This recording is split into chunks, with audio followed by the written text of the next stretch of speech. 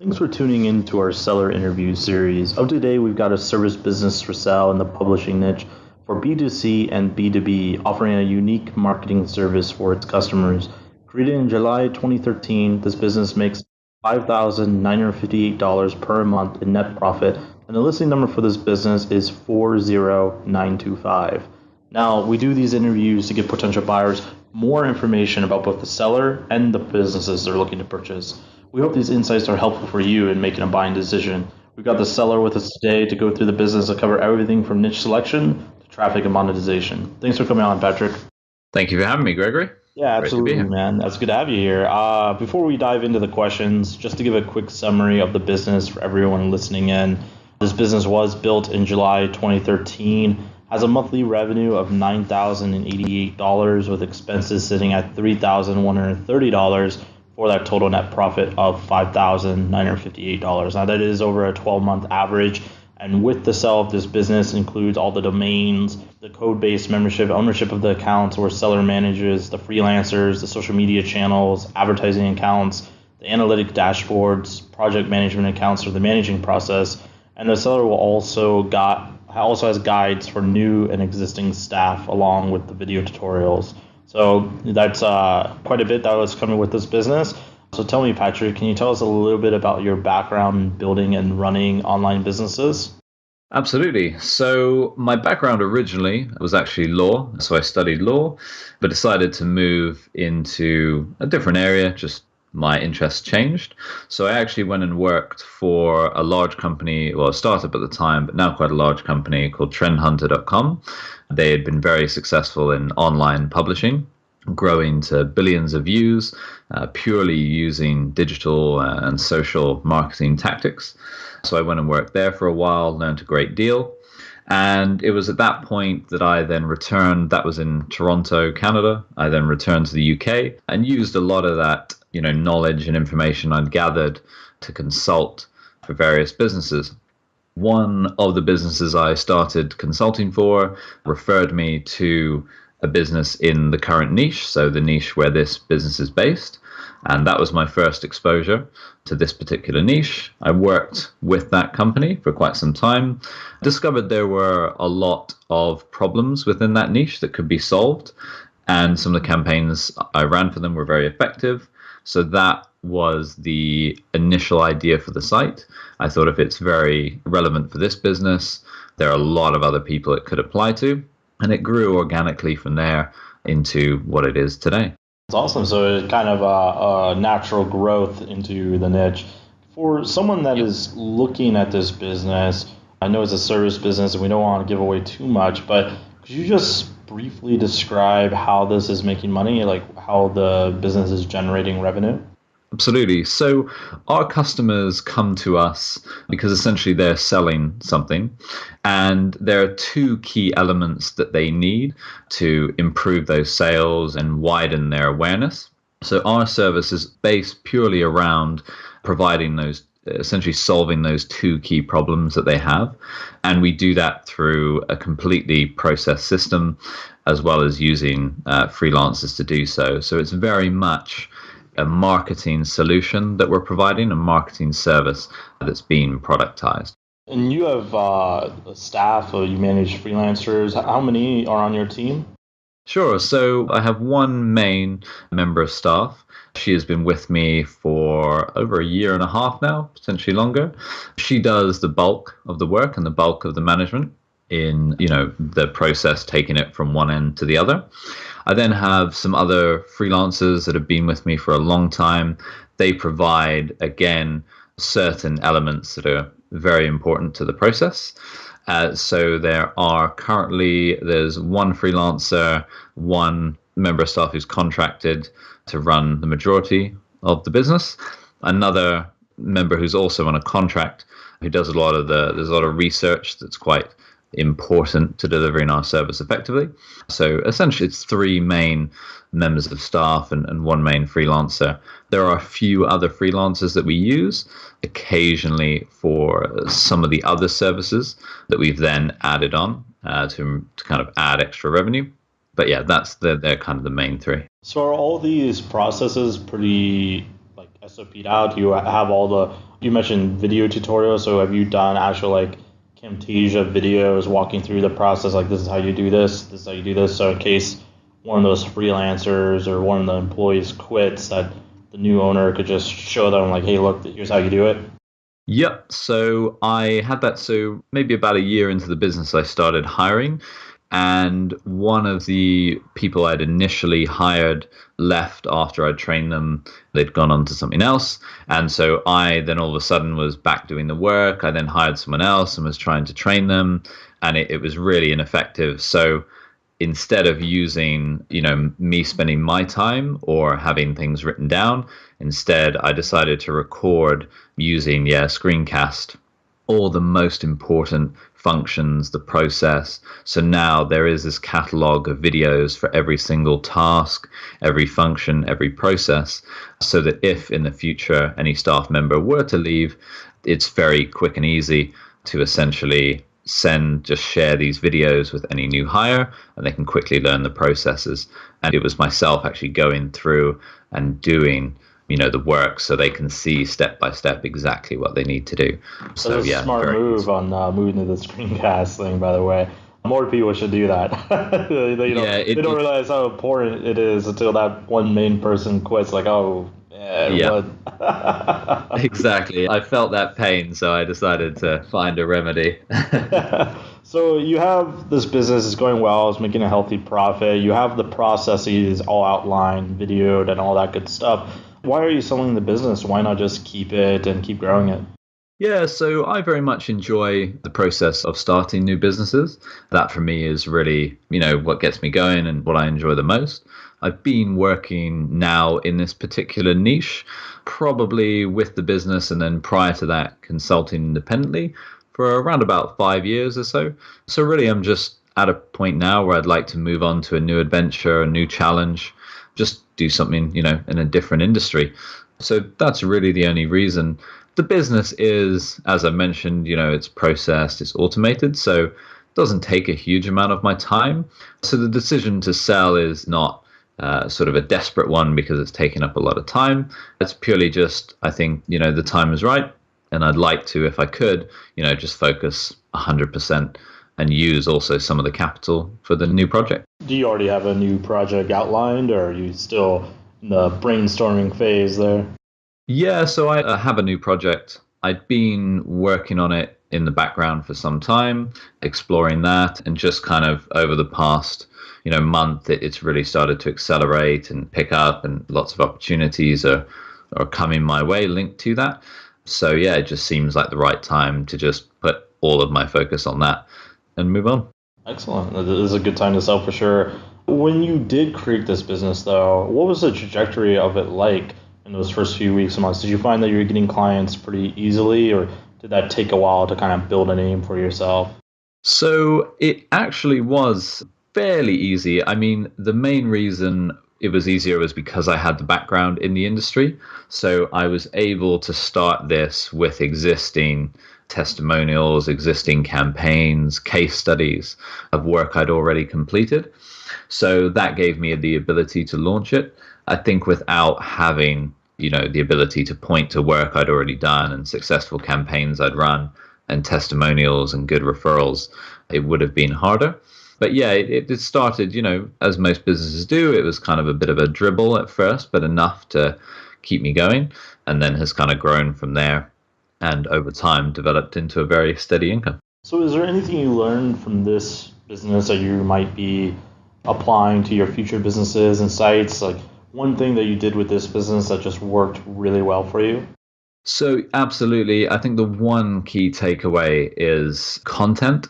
So I invested a lot of time over the years creating content for the site, creating resources, free resources. One example is, can't be too specific, I recall, but essentially it's just a lot of free resources that will provide benefits to, customers in this niche. So I try and give them as much value as I can. And that's certainly something that I would carry over into the next business. Giving away that content for free has now created, in this niche, our content constantly is being shared on social channels. I hear people all the time, I see in the emails they mention, I found you because of this bit of content that was written or someone shared with me. So that's certainly something that has worked incredibly well. And to be honest, I wish I'd started it sooner. So yeah.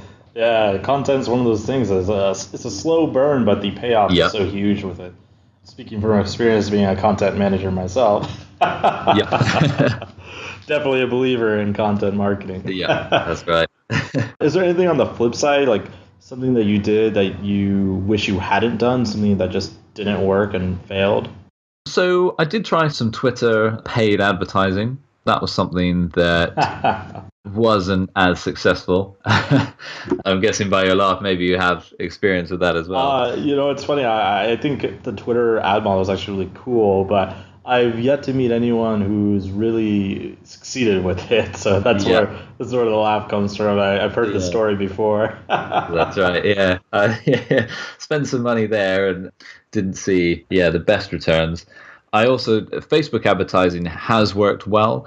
Initially, when I first started using it, I didn't understand enough about the Facebook ad platform, so that was a bit of a mistake. Spent money there and generated a lot of traffic, but hadn't quite worked out how to get the right people. So that was probably something I would have got maybe a consultant who'd used Facebook advertising before. I probably would have. Speaking of traffic, how are you getting your clients? I know you mentioned content, but you also mentioned Facebook ads there. So are you seeing most of your traffic coming in from like organic Google search, or are you driving like paid traffic to pieces of content? So it's really well balanced, actually. Over the years, that's something I really focused on because I never wanted to be too reliant on one source of traffic. And it goes back a little bit to the previous question you asked about mistakes. When I first started, I was very reliant on organic Twitter traffic. So we used to get a huge amount purely from Twitter. Oh, really? That's amazing. Yeah, it was amazing at the start. But then as that platform evolved and it became, there were a lot more people on Twitter, it wasn't quite as effective. And so there were a few months where that really hurt us back in the early days. So from that point, and after talking to others who had online businesses, I realized the importance of diversifying. So we receive a fairly equal amount of traffic, to be honest, from Facebook, from paid Google ads, from Google organic search. We still get quite a bit of traffic from Twitter, from Instagram, Pinterest even, and it's nicely balanced. I mean, I'd say organic and then Google paid, Facebook and Twitter are still the big ones, but definitely we keep a presence, in as many places as I can. Did you say Google Pay, like Google AdWords? Yeah, Google AdWords, yeah. It's smart to diversify for sure. We see a lot of people come in here with kind of one traffic method only, and if you get ban hammer or something changes, then your traffic all dries up, right? So it's good that you have that multi-prong approach there. When it comes to your actual earnings, are you offering just one service? Is there multiple different services? Are you upselling people? How does that all look like? Yeah, so we offer a variety of services. Still, our main focus is the marketing service that we mentioned in this particular niche. But as we have grown, as we've had more customers, we were asked to supply other services within this niche from satisfied customers who had used our marketing service, but then they'd said, we'd also find these services useful. Is that something you can provide? So over the years, we started to add additional services, and that has helped really diversify the revenue. So again, there are quite a number of revenue sources. And there's about 5 sources from which we get revenue. And again, they're all productized services, and there are people in place that provide those services. So yeah. So with the productized service, does that mean they're paying on a monthly recurring basis with your company? So every service that we offer it's just a one-off package. There are recurring elements in terms of they can extend the marketing packages, but most of the services are just a one-time fee. We deliver it. In this particular niche, people tend to produce this particular item a few times, often, fairly often, at least once or twice a year. So they do come back and purchase these services for other either products they have or things like that. So it's not a recurring billing. We do see, customers returning, and the packages are also, we in terms of how they're priced, it's built to kind of cover the lack of recurring revenue. Excellent. And speaking of revenue, how stable are the earnings? Is there any kind of seasonality with the business? Do you do promotional ads of some kind that might spike your sales? Anything like that?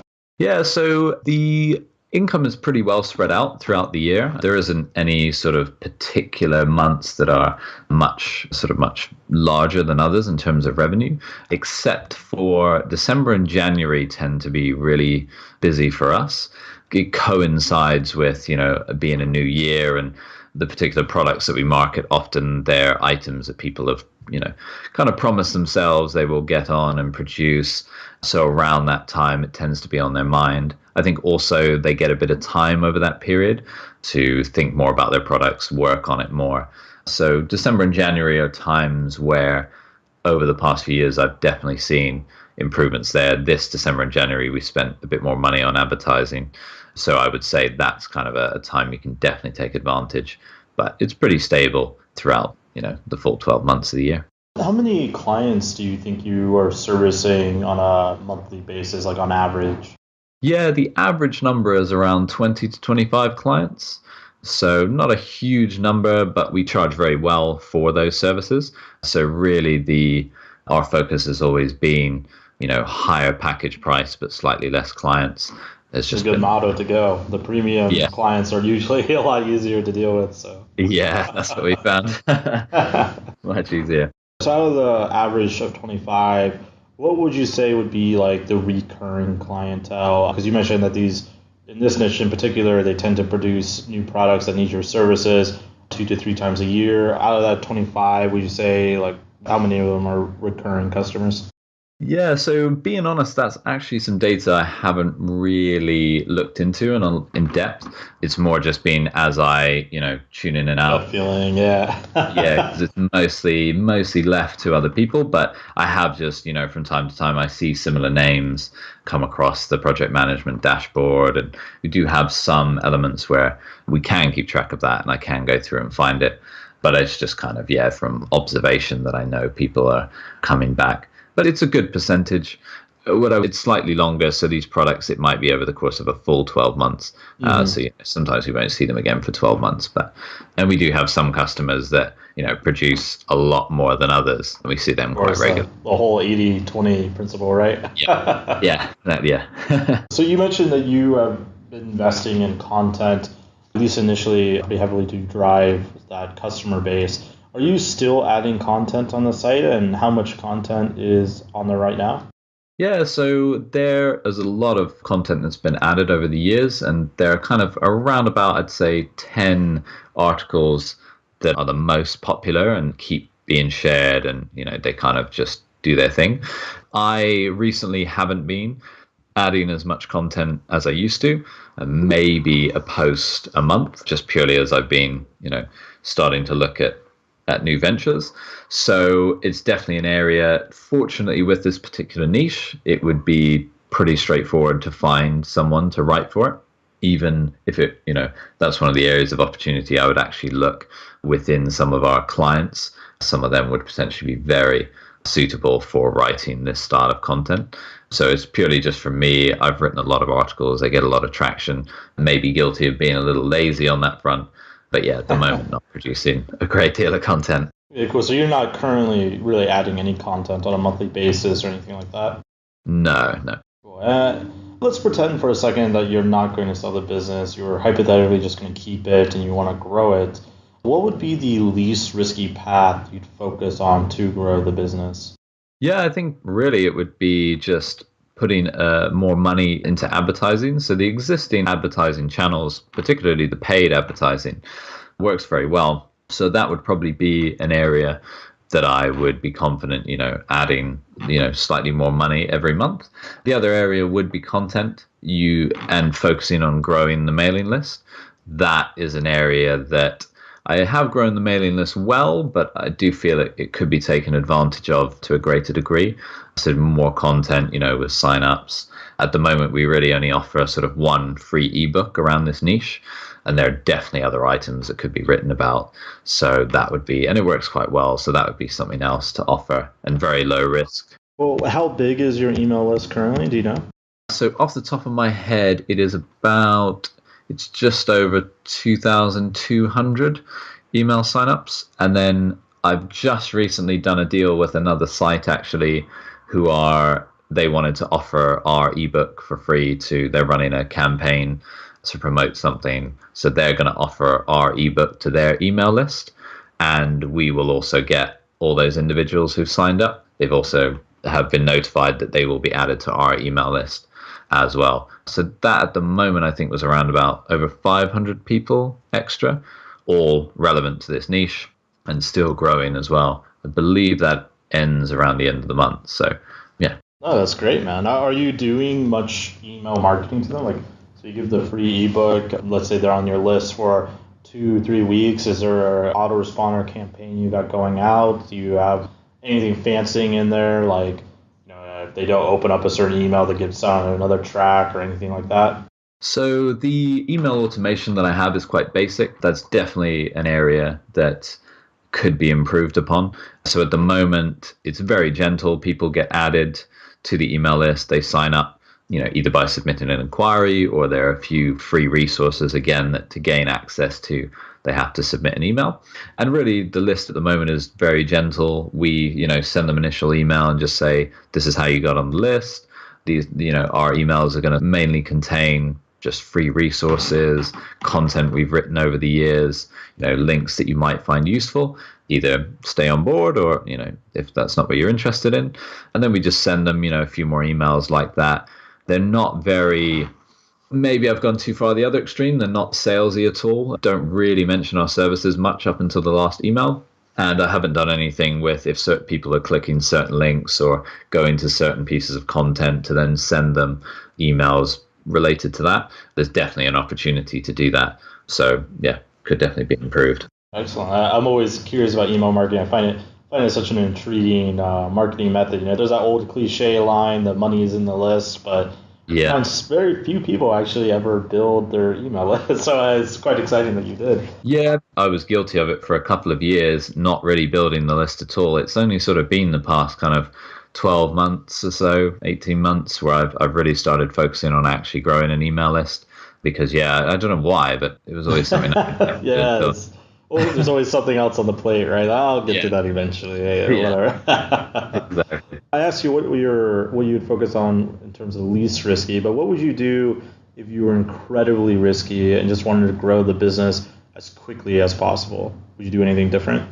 I think perhaps just being incredibly aggressive with the advertising spend would be one 50 way. emails a day. Yeah, exactly. Yeah.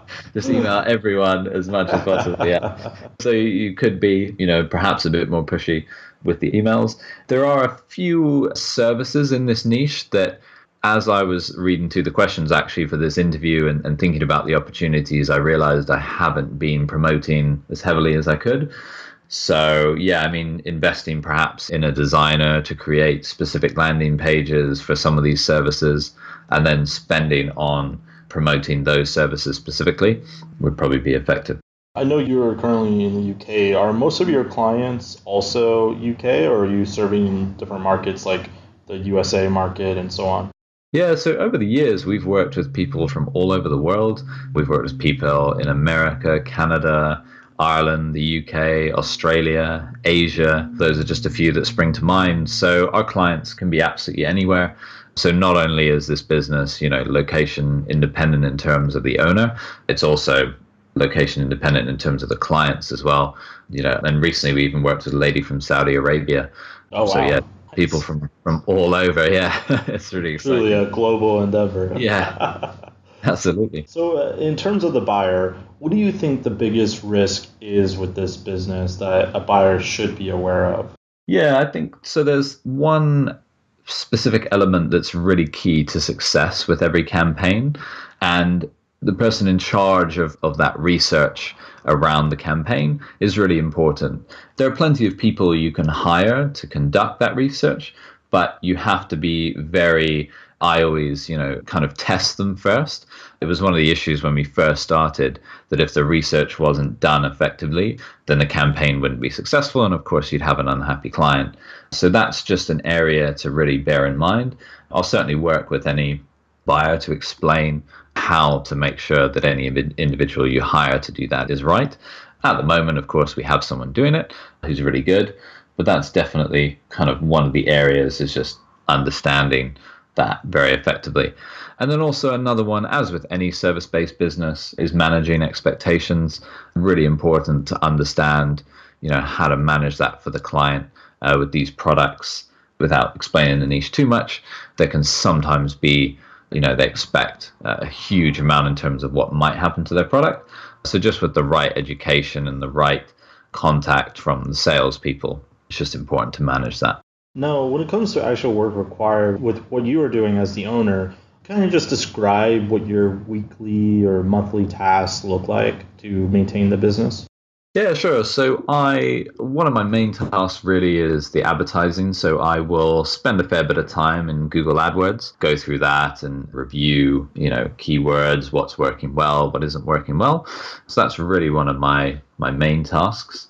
At the moment, I still do a fair bit of the sales emails. So I still pop in and reply to sales emails, look at new inquiries.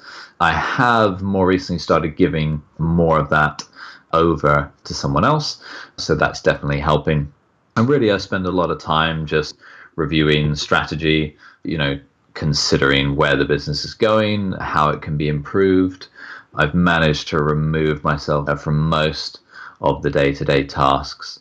So in terms of my involvement, it's pretty minimal. I think I worked it out before starting the process with Empire Flippers, and it's around about 20 hours a week or so doing various bits. Again, some of the other services we provide and started to provide more recently, I've been, just guiding those through and making sure that everything gets processed on time, and with the freelancers I've used to make sure they're doing everything they should. But yeah, there's definitely scope to even cut that down even more. As far as like skills or requirements buyers should have, is there any that come to mind that you think would be very pertinent in order to run the business after they buy it? So I've automated and processed the business really to the stage that any individual could come in and, get value from it and run it effectively. That was really one of my goals when I first started thinking about selling the business kind of over a year ago. So in that sense, it can really be anyone. If to really take the business and, take it further, I'd say one of the key skills would be having really strong knowledge of paid advertising.